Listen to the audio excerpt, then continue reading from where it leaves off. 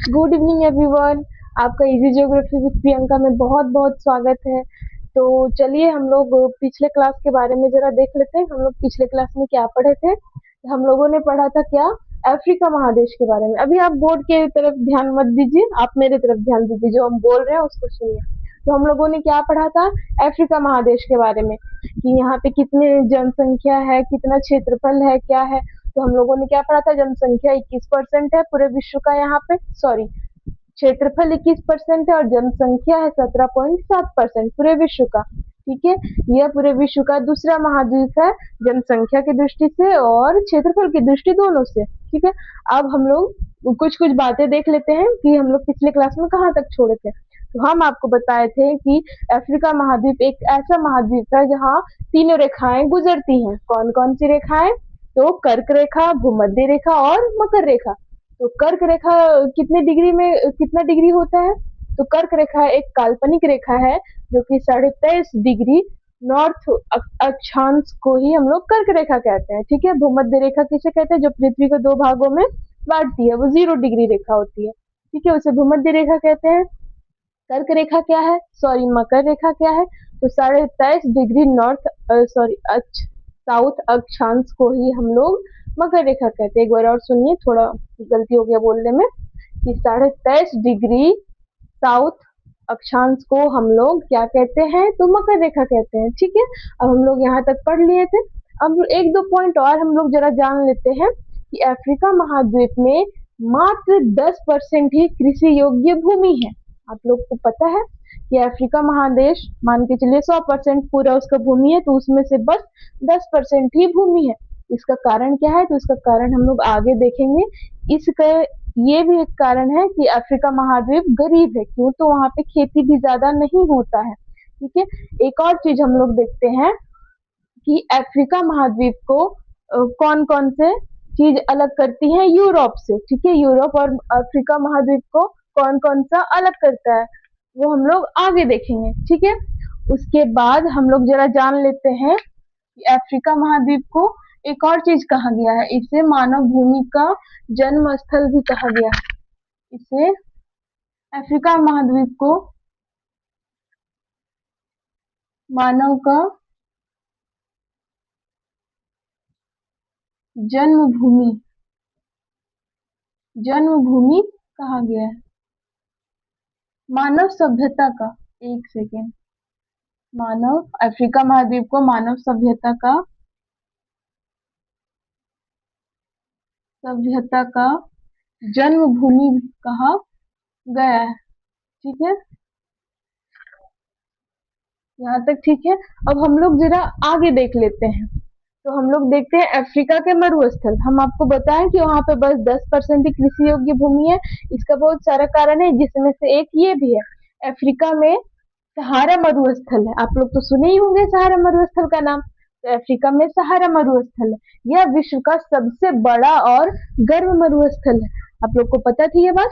यह जो सहारा मरुस्थल है, यह विश्व का, सिर्फ अफ्रीका का नहीं, पूरे विश्व का सबसे बड़ा और सबसे गर्म मरुस्थल है। ठीक है, अब दूसरा महाद्वीप, ये दूसरा रेगिस्तान, जिसको मरुस्थल या रेगिस्तान दोनों कहते हैं, यह है कालाहारी मरुस्थल। यह भी एक गर्म मरुस्थल है अफ्रीका का। यह मुख्य रूप से दक्षिणी अफ्रीका में पाया जाता है। मतलब जो अफ्रीका का हिस्सा है, उसके निचले भाग में कालाहारी मरुस्थल पाया जाता है। ठीक है, तीसरा हो गया नामीबा मरुस्थल। यह नामीबिया देश में स्थित है। जो नामीबा मरुस्थल है, यह नामीबिया देश में स्थित है। यह ठंडा मरुस्थल है। ठीक है, ये ठंडा होने का इसका एक कारण है, इधर अफ्रीका महाद्वीप के इधर पूरब हो गया, पश्चिम साइड, दक्षिण पश्चिम में ये मरुस्थल पाया जाता है। ठीक है, अफ्रीका महादेश में। और चलिए हम लोग थोड़ा आगे बढ़ लेते हैं। तो ये देखिए, सवाना घास के मैदान भी कहाँ पाया जाता है, तो अफ्रीका में पाया जाता है।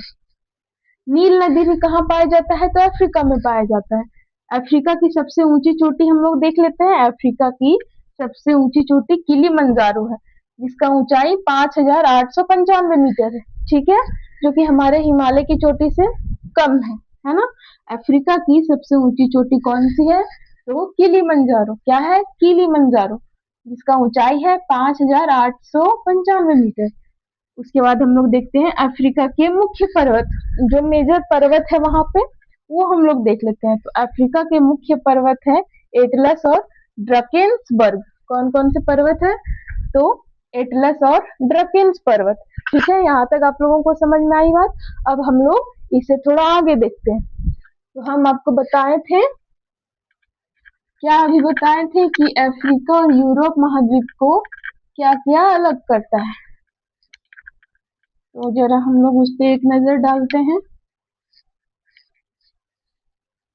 ये रहा हमारा अफ्रीका महादेश। ठीक है, अब इधर हम आप लोग को पिछले क्लास में बताए थे कि ऊपर में कौन सा महादेश है, तो ऊपर में यूरोप महादेश है। और ये जो बीच में हम बताए थे आप लोगों को, ये क्या है? तो ये भूमध्य सागर इसको कहते हैं। ठीक है, हाँ, ये क्या हो गया? ये आपका क्या हो गया? तो ये हो गया भूमध्य सागर।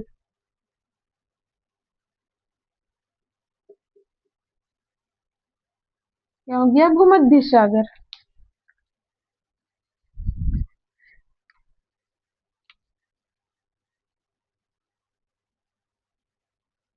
और ये दिख रहा है आपको, इसको कहते हैं जिब्राल्टर जल संधि। क्या कहते हैं? जिब्राल्टर जल संधि।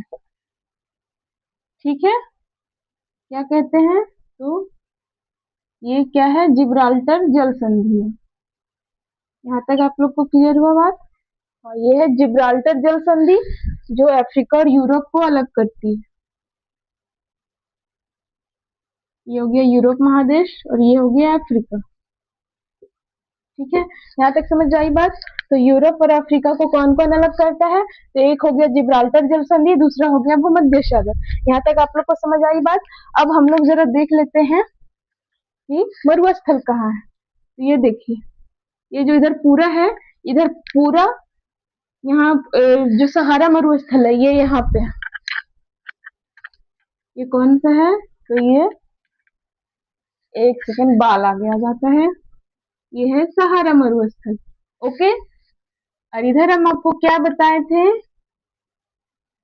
कि साउथ में एक पड़ता है, कौन सा मरुस्थल के बारे में बताए थे हम साउथ में? तो हम आपको बताए थे कौन सा, बताइए। और एक इधर हम क्या बताए थे, एक ये साइड पड़ता है, इधर हो गया नामीबा मरुस्थल, है ना, जो कि ठंडा मरुस्थल है। और ये हो गया कालाहारी मरुस्थल, कालाहारी मरुस्थल। और एक और बताएं कि सवाना घास के मैदान किधर पाए जाते हैं?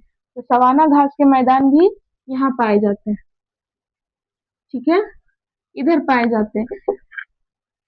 हम आप लोग को जो भी आज सेंटेंस पढ़ा है, जैसे सवाना घास के मैदान हो गए, नील नदी हो गया, या फिर और भी कुछ हो गया, तो वो सब के लिए भी एक अलग से हम क्लास देंगे आप लोग को, तब सारी चीजें आप लोग समझोगे। ठीक है, आज हम सिर्फ अफ्रीका महादेश के बारे में बता रहे हैं, इसलिए आपको एक एक लाइन में बता रहे हैं। अगर आप लोग को डिटेल में जानना है तो प्लीज आप लोग कमेंट कीजिएगा कि मैम हम लोग को डिटेल में जानना है, तो हम इसके लिए स्पेशल सहारा मरुस्थल के लिए, या फिर ये सब मरुस्थल या सवाना घास के मैदान के बारे में हम आपको डिटेल से बताएंगे। ठीक है, यहाँ तक आप लोग को समझ में आई बात?